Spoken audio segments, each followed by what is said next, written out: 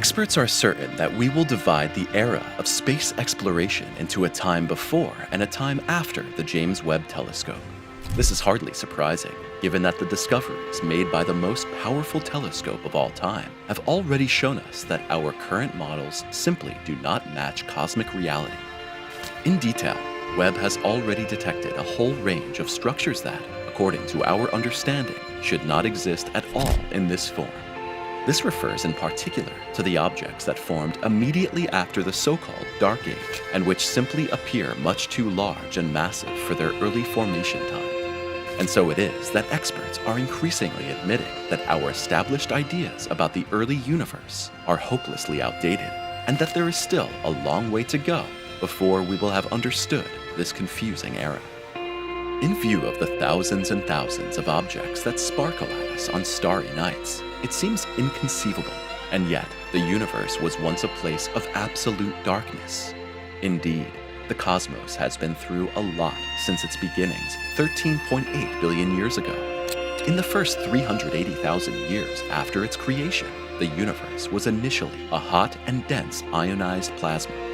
However, it then cooled down to such an extent that the protons and electrons filling the universe were able to combine to form neutral hydrogen atoms. During this so-called Dark Age, however, there were no sources of light, no stars or galaxies, just a transparent, neutral space filled with a dense fog of hydrogen gas. That the cosmic light was switched back on in the period that followed is thanks to the first stars and galaxies, which emerged about 100 million years later and gradually reionized the gas through their ultraviolet radiation. In the course of this, the electrons were separated from the protons, leaving them as free particles.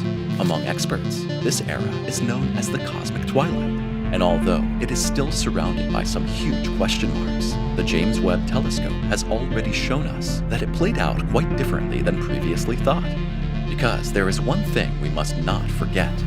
Specially developed for infrared astronomy, one of the main tasks of the $10 billion device is to look into the most distant and thus oldest corners of the cosmos, and to catch the direct glimpse into the immediate phase after the Dark Age.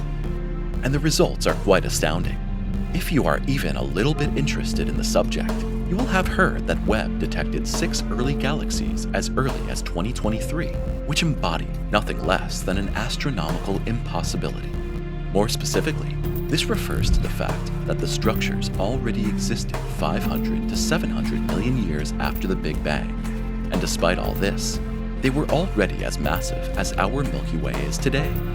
Accordingly, all 6 galactic premature babies contain more than 10, and in one case even more than 100 billion solar masses of stars. To explain the existence of such massive galaxies at this early stage, either the density of matter in a young cosmos would have to be 2 to 5 times greater than predicted by the standard cosmological model, or the galaxies would have to have grown in a way that is completely unknown to us. In view of this, it's probably not particularly surprising that the galactic mysteries henceforth became known as universe breakers. But in truth, this was only the prelude to a series of no less confusing Webb discoveries that have since given scientists a severe headache. On the one hand, there is the galaxy named JADES-GS-Z14-0, which entered the cosmic stage as early as 290 million years after the Big Bang, and which also presents itself as much too large and starry for that. How a galaxy could have formed several hundred million solar masses of stars in less than 300 million years is an open question, and it's worth considering that fact again. Before the James Webb Telescope revealed the true face of the young universe, experts assumed that there were only tiny, low-mass baby galaxies at that time. And in theory, of course, this also makes sense. After all, our models suggest that so shortly after the Big Bang, there simply wasn't enough normal matter to form so many stars in such a short time. And yet, there they are, just like the red monsters that were detected a few weeks ago, and once again challenge our understanding of early galaxy growth. Is the standard model of cosmology wrong? In view of the constant stream of new surprises that the universe now reveals with increasing regularity, a fundamental question arises. If so many structures are found out there, that blatantly contradict the standard model of cosmology? Could it be that this model is simply wrong? Now, to find out for sure, a research team led by Menguan Xiao of the University of Geneva has set out to systematically search for the early outlier galaxies once again. In the course of this, the scientists evaluated the data collected by Webb's near-infrared spectrometer, NIRCam, and in it, they actually discovered 36 more massive dust-enshrouded galaxies that existed around 1 billion years after the Big Bang. Ultimately, Webb's high-resolution spectra penetrated the dust veils that made the galaxies practically invisible in the optical spectrum, whereupon the team set about analyzing the corresponding stellar mass and its relationship to normal and dark matter. In the course of this, however, 3 objects should stand out clearly from the galactic mass, and because of their astounding size and red color, the astronomers named them the Red Monsters. In fact, the members of this trio are almost as massive as the Milky Way, and they also present themselves as extremely prolific star formers. Expressed in figures, this means nothing more than that the respective star formation rates amount to 795 to 1,030 solar masses per year, which, however, only further deepen the already existing mystery. To produce so many celestial bodies in such a short time, the 3 red monsters have to convert much more gas into stars than usual. To do this, the researchers state that their so-called conversion rate is 2 to 3 times higher than would be usual for the most efficient star formation in younger galaxies. This is because such galactic youngsters can only use around 20% of the available gas for star formation. But the red monsters have apparently somehow managed to circumvent the numerous processes that normally limit the efficiency of star formation. But what does this discovery mean in a larger context? Well, for the standard model, it provides encouraging news. After all, an impossible high density of matter in the young universe is not necessary to explain the existence of the early, massive galaxies.